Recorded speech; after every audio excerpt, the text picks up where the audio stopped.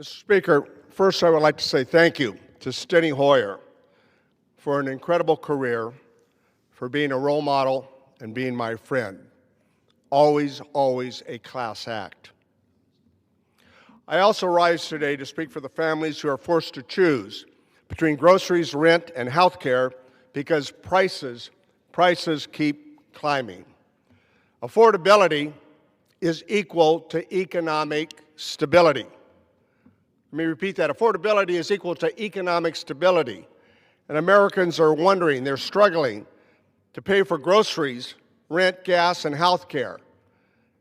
And so therefore, they are drowning under the cost while promises to lower the cost of living have remained unfulfilled by this administration. On day one, President Trump said he would put America first and lower costs. But instead, he pardoned violent insurrectionists, a mob who attacked this Capitol to overthrow a fair and free election, an attack that resulted in the deaths of 5 law enforcement officers. We were promised America first, but we're seeing is a majority of Americans who have been polled on whether we are headed in the right track or the wrong track believe that we are on the wrong track.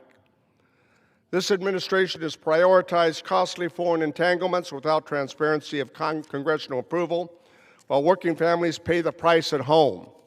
Instead of protecting the economic well-being of Americans, we are seeing the following: tariff policies that are increasing the cost of essential goods.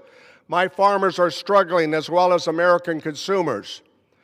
Healthcare costs skyrocketing for millions, critical programs that help families stay afloat under attack, and the cuts in Medicaid and the Affordable Care Act, as well as SNAP and other programs, are taking its toll.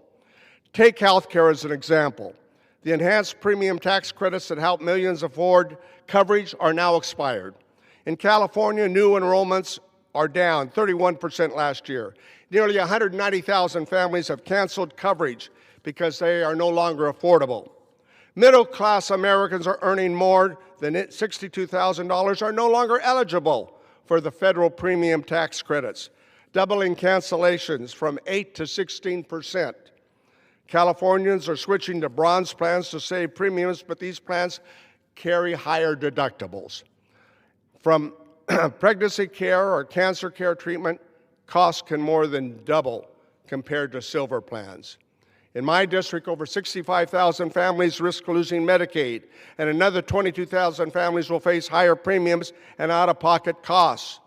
Nationwide, nearly 100,000 American families could lose their coverage each year if Congress fails to act.